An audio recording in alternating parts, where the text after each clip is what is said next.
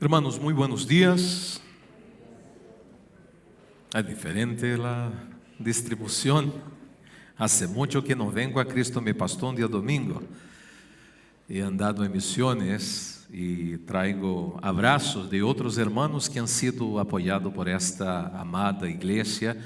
Qué lindo ver el testimonio de nuestros hermanos misioneros.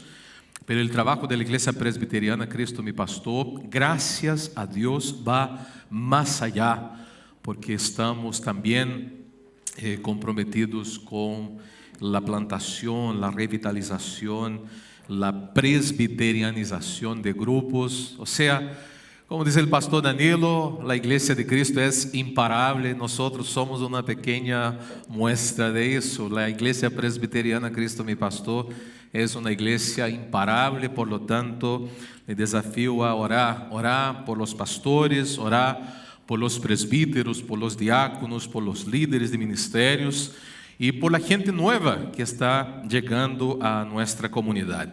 Hoy día vamos a hacer una pausa en nuestra serie Marcos. Vamos a visitar un texto que está en el Nuevo Testamento, una carta cortita de Pablo a Filemón, que es una carta breve y poderosa del Nuevo Testamento, con solamente 25 versículos, y el apóstol Pablo presenta una visión práctica del Evangelio que transforma vidas y restaura relaciones quebradas.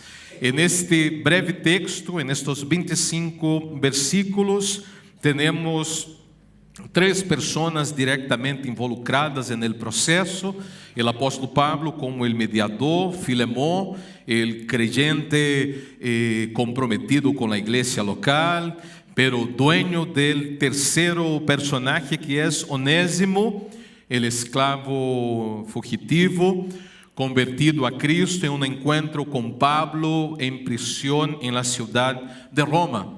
Pero hay también un personaje importante y potente en ese texto, que es la iglesia que se juntaba en la casa de Filemón. Ahí había un grupo de crecimiento en esta casa que avanzó y creció, y era una iglesia que se juntaba con regularidad, y es una comunidad acogedora.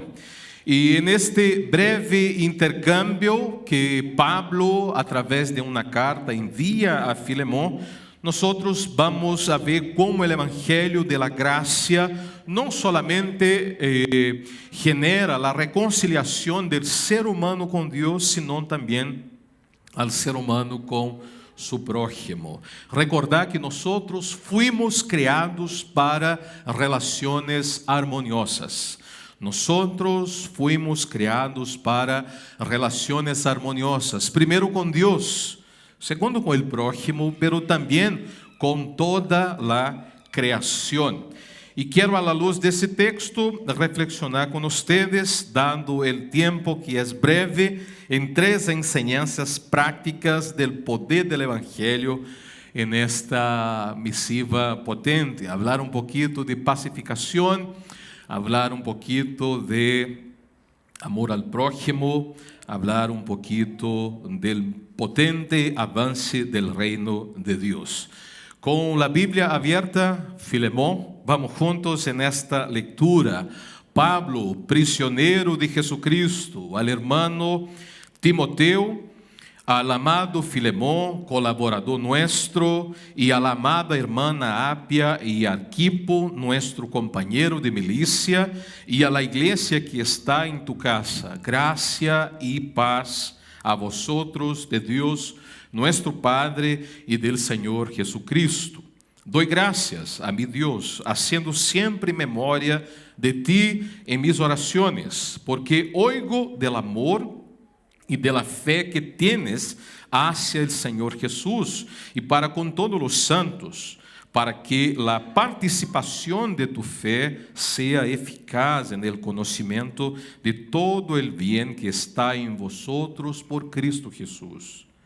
Pues tenemos gran gozo y consolación en tu amor, porque por ti, oh hermano, han sido confortados los corazones de los santos, por lo cual aunque tengo mucha libertad en Cristo para mandarte lo que conviene, más bien te ruego por amor, sendo como soy, Pablo, ya anciano, y ahora además prisionero de Jesucristo, te ruego por mi hijo Onésimo, a quien engendré en mis prisiones, el cual en otro tiempo te fue inútil, pero ahora a ti y a mí nos es útil, el cual vuelvo a enviarte. Tú pues recíbele como a mí mismo. Yo quisiera retenerle conmigo para que en lugar tuyo me servise en mis prisiones por el Evangelio. Pero nada quise hacer sem tu consentimento, para que tu favor não fosse como de necessidade, senão voluntário. Porque quizá para isso se apartou de ti por algum tempo, para que le recebesses para sempre, não já como escravo, senão mais que esclavo como um hermano amado, maiormente por mim, pero quanto mais para ti, tanto en la carne como en el Señor. Así que si me tienes por compañero, recíbele como a mí mismo. Y si en algo te dañó o te debe, ponlo a mi cuenta. Yo, Pablo, lo escribo de mi mano. Yo lo pagaré.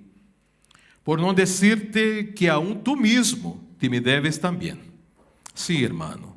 Tenga yo algún provecho de ti en el Señor, conforta mi corazón en el Señor, te he escrito confiando en tu obediencia, sabiendo que harás aún más de lo que te digo.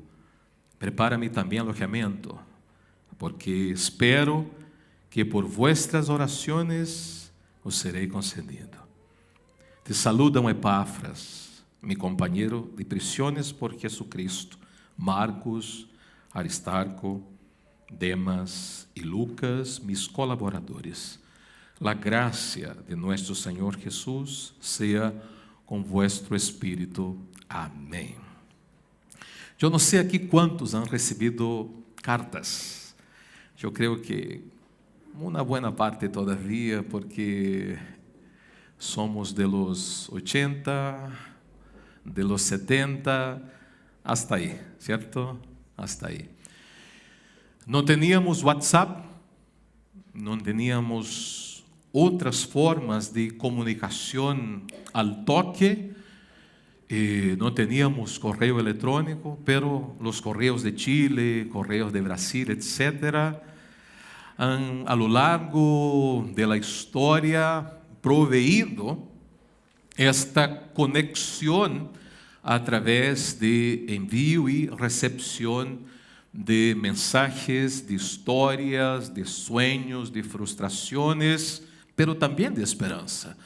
Una de las cosas que me viene siempre a la memoria cuando voy a leer las cartas del Nuevo Testamento es cuando a mi mamá yo enviaba mensajes y ella a mí también. Y en media eram 45 a 60 dias para chegar minha carta hasta minha mamã e desde minha mamã hasta mim. E neste entonces também descobri o nome verdadeiro de minha mamã. Porque toda a gente la chamava de Doninha, sin embargo, su nome era Maria Áurea.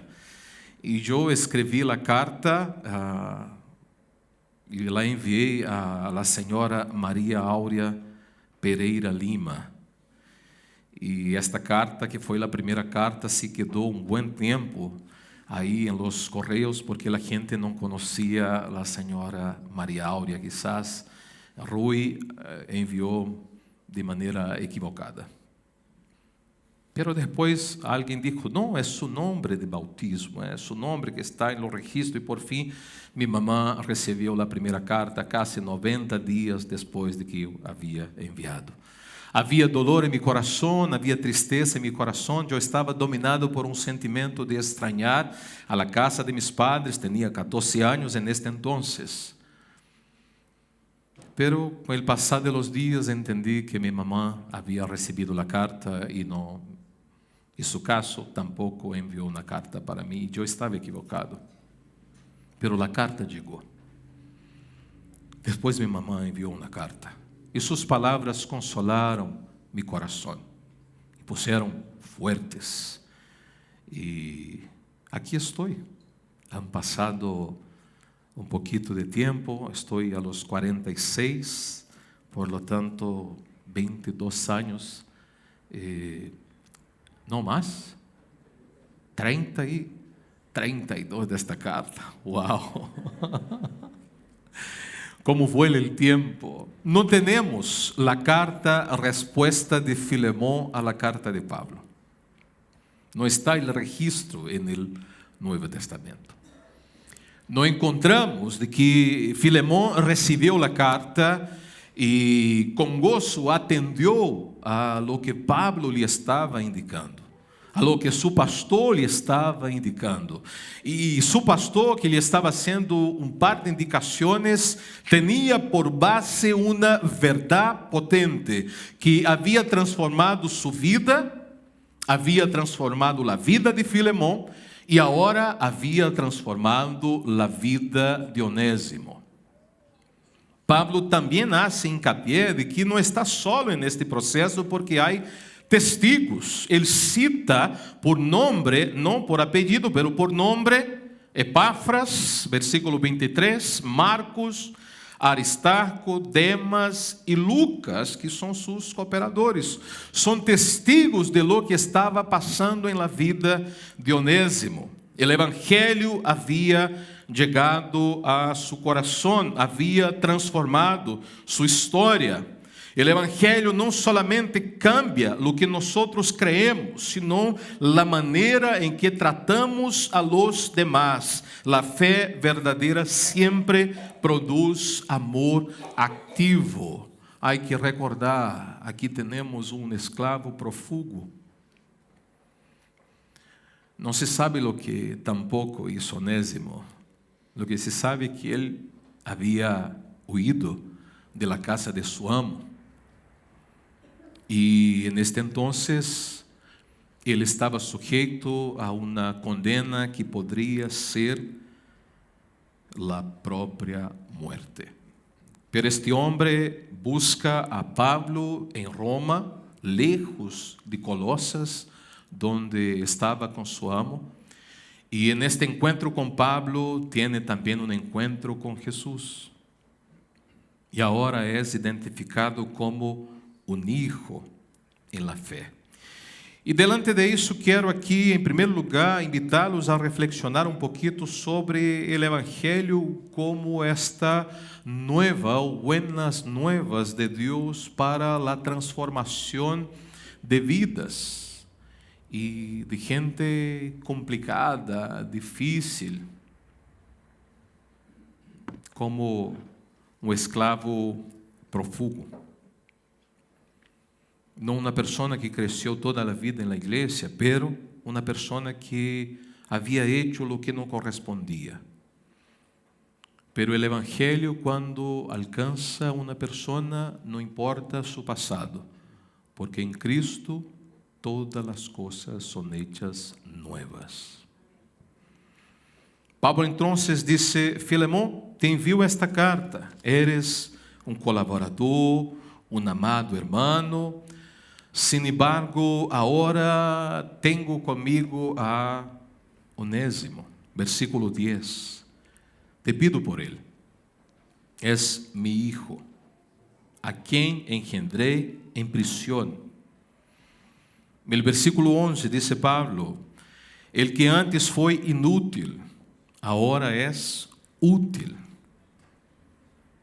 El que nadie quería, que quizás había generado en tu corazón rabia, indignación, pero algo ha pasado en su vida, ha conocido el Evangelio, es una nueva criatura, es útil para mí, pero es útil también para ti.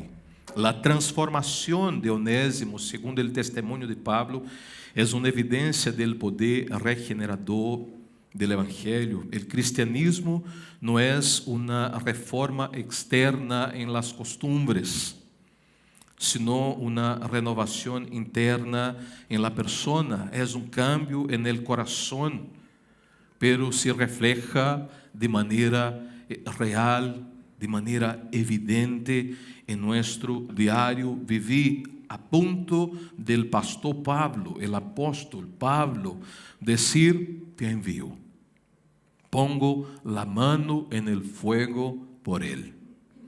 Yo no sé si tú tendrías la misma valentía.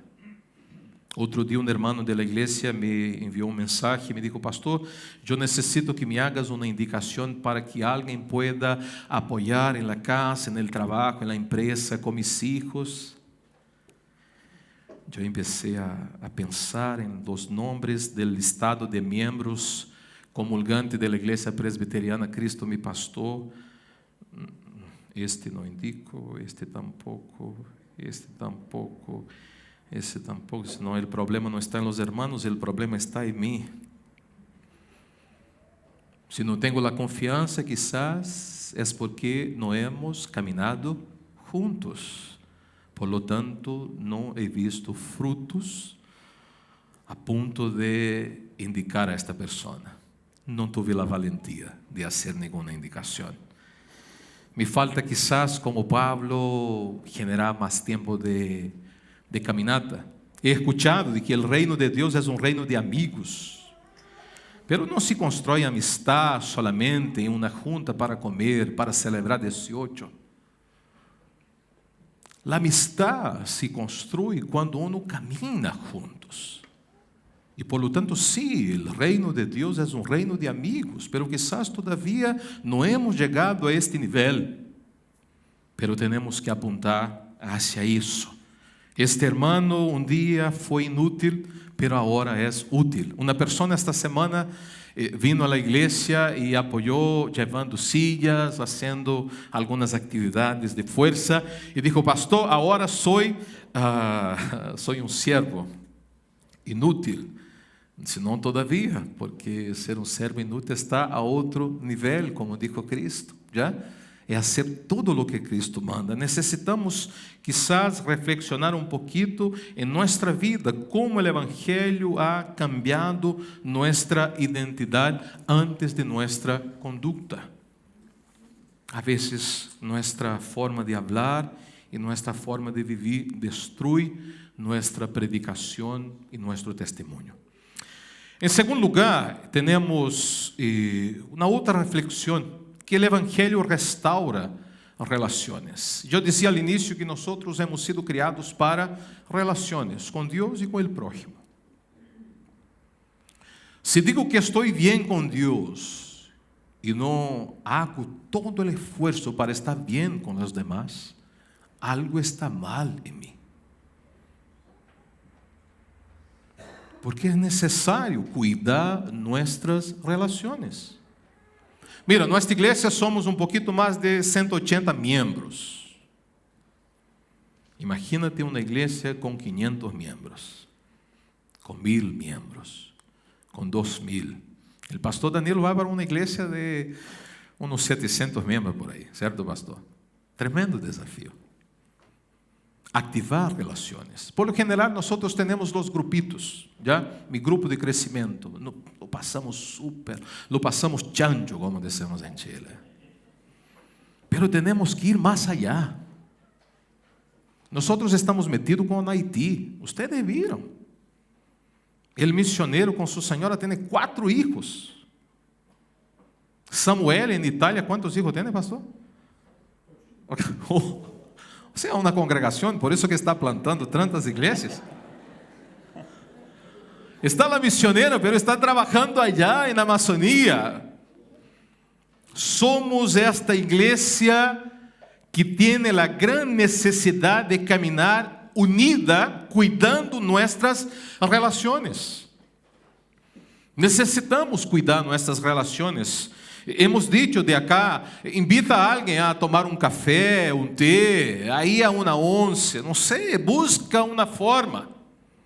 Hazlo para estrechar las relaciones. Pablo devuelve a Onésimo, versículo 16, y dice: ya no como esclavo, sino más como un hermano amado. Esta es una de las declaraciones más radicales del Nuevo Testamento, de las Escrituras, porque revela de que una persona, cuando tiene a Cristo, recibe a dignidade de ser acogida, abraçada e ser parte real de uma comunidade viva e acogedora.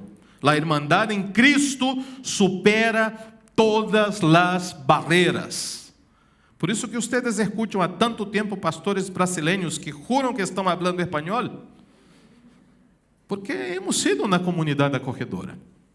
Cristo me pastou na igreja que pastoreia, uma igreja que está disposta, através do Evangelho, destruir os muros de la superioridade, do ressentimento, de las malas passadas. ¿Por quê? Porque o Evangelho está transformando nossa vida e permitindo-nos restaurar nossas relações. Si tenemos hermanos peleados entre nosotros, hoy es el día de la reconciliación.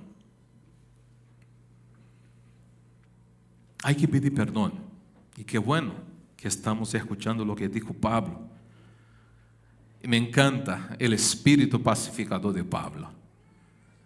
Él dice: eres un hijo amado, és um homem sábio, lleno del Espírito Santo, que ha hecho tanta coisa.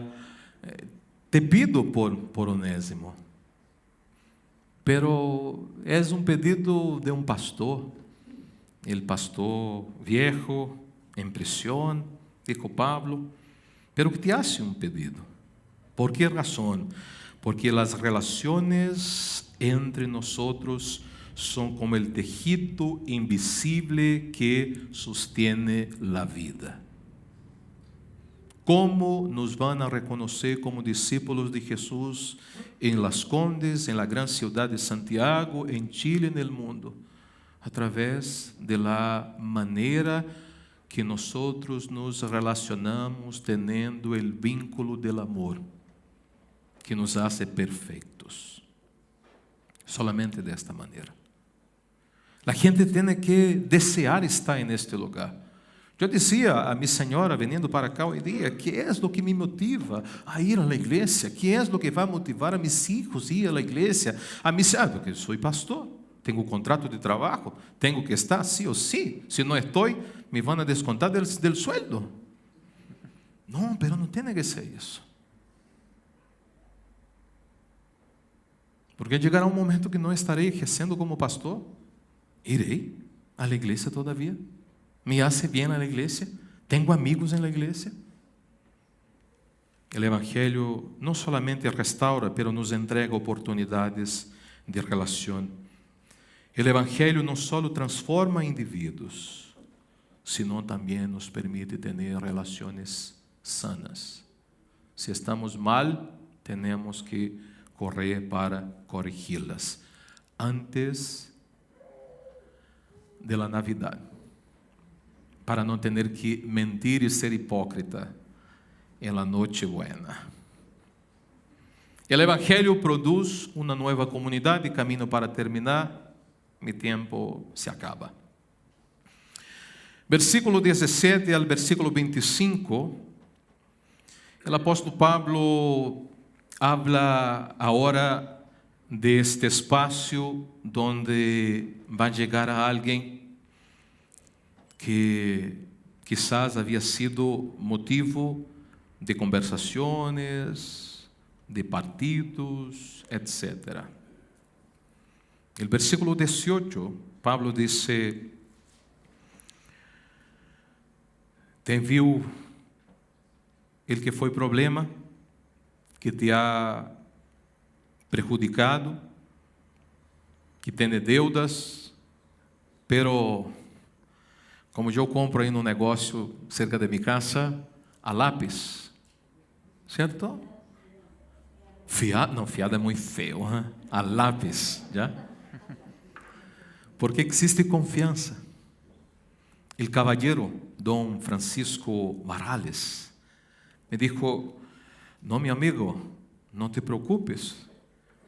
A ti, a tu señora y a tus niños lo que necesiten, venga, compra. Y nosotros ponemos en el cuaderno. Y está triste ahora porque estoy más flaco, entonces dijo que ya no estoy comprando tanto. Pero la comunidad cristiana debe ser este lugar donde prevalece la confianza. Yo confío en mis hermanos, confío en mis hijos. Imagínate ustedes, traemos a nuestros hijos a la iglesia, el pastor llama para que pase adelante, oramos y los niños van para la clase, la salita, y no tenemos idea de lo que están enseñando allá. Pero descansamos en nuestro corazón que están enseñando la verdad. El pastor de la iglesia, el pastor Danilo, imagínate, entrega la responsabilidad de la enseñanza al pastor Rui, pastor asistente, al pastor Francisco, pastor asistente, al licenciado Cristian Maureira, a nuestros candidatos, a los líderes de ministerio. Ayer yo estuve con los adolescentes, quedé impactado estudiando un poquito sobre la vida de Moisés. Y estaban 3 matrimonios responsáveis por nuestros adolescentes, compartindo o evangelho, compartindo a palavra. Que tremenda responsabilidade, porque a comunidade de fé é um espaço onde reina a confiança. Dijo Pablo: ponlo em mi cuenta, eu escribo, pagarei. Aqui está o coração do evangelho. Si queremos tener una comunidad donde reina la confianza, una comunidad acogedora, necesitamos tener la disposición de pagar el precio, de asumir la cuenta. Pablo asumiu la deuda de Onésimo como Cristo asumiu nuestra deuda. Assim como Cristo tomou nuestro lugar, Pablo se oferece como mediador e se pone como la garantía. Eu quero ser um pacificador, o homem que contribui para mediar relações rotas. Uma relação basada em la gracia refleja o coração do Evangelho. Em la mediação de Pablo, Juan Calvino dijo isso. Vislumbramos a sombra de Cristo, que intercede por nós e paga lo que nosotros no podríamos jamás pagar. Esta carta termina, y yo también camino a terminar, con una nota de esperanza. Una nueva comunidad formada por personas reconciliadas. El pastor Pablo, lejos, tenía sus compañeros, envía la carta a Filemón, líder ahí, porque la iglesia estaba en su casa, que vai receber a Onésimo, e nesta comunidade vai haver acolhimento, bendição e progresso do Evangelho. As buenas relações, hermanos queridos, não se constroem em palavras bonitas, senão com ações práticas e constantes. O Evangelho nos chama a ser uma comunidade donde el amor sustituye la deuda y la gracia reemplaza la ofensa.